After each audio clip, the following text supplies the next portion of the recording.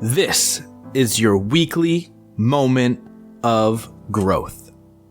We are finally back with another moment of growth. Now, I believe I told you in the last one I was going to take 1 week off, but I ended up taking 2 weeks off because sometimes we just need to live in the moment and enjoy life as it goes along, and had a wonderful holiday with the girlfriend and her family, and truly enjoyed that whole entire process. But I cannot wait to share with you guys some of the things that I've observed over the last 2 weeks. Because just because I took time off from recording these moments of growth doesn't mean I stopped paying attention.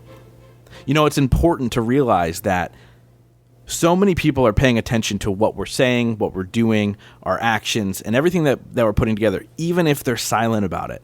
And I've watched so many of you, and I've watched so many of my mentors continue to create content and create all these things that are for their audiences, and some of it is beautiful, and a lot of it is impactful, and some of it will change your life, truly change your life. But there's also a lot of bullshit out there, like a lot.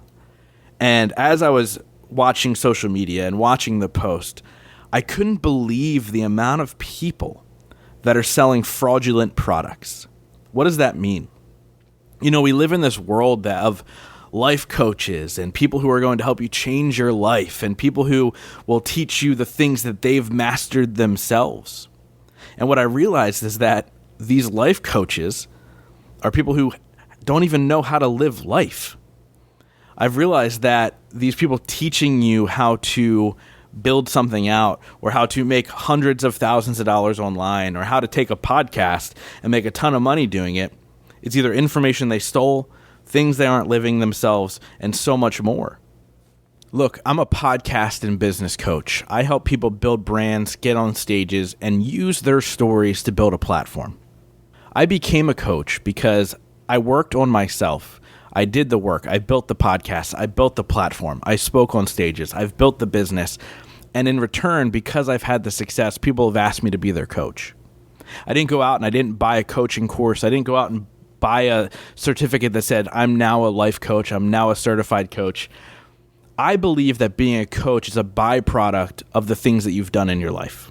But we live in a world now where people feel, lack of a better term, entitled to do this. Now, I understand that a lot of you listening to this are probably life coaches, and I'm not saying that you shouldn't be. But what I'm saying is we must practice what we preach.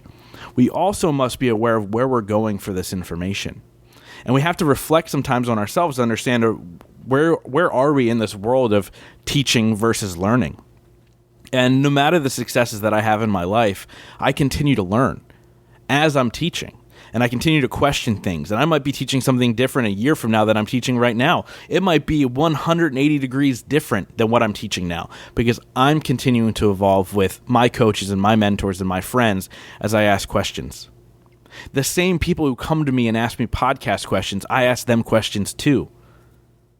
Being a coach, being a speaker, being somebody who speaks in his own event that he puts together does not make me the ultimate guy that you should come to. If what I'm saying resonates to you, then yes, reach out. I'd love to help.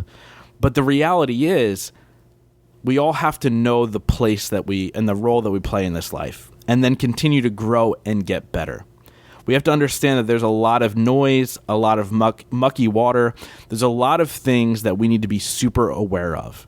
And so as you search out your coach in your life to help you with your business, or help you with your relationships, or help you with your spiritual journey, whatever the case may be, because I'm not talking down on coaches since I am one myself. But what I'm saying is be really mindful to make sure that you're working on the same path. There's a lot of people out there that are just trying to get your money. And so you have to be aware of who you're buying from. I think one of the greatest things I did was take the last couple of weeks off so I could observe this a little bit more and understand that it's happening more than not. And I'll never call anybody out one-on-one. That's not my place. But I'm here to warn you that not everybody has your best interest in mind.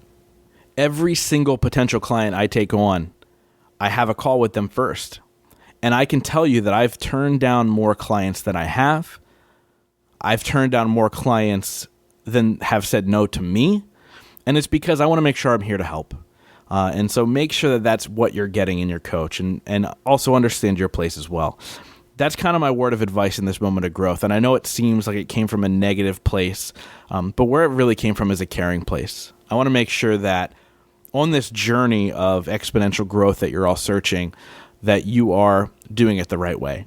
And yeah, there's always going to be setbacks, but let's make sure that we're on the right track and that the people we surround ourselves with and the mentors and coaches that we hire are the right ones to help us in that journey.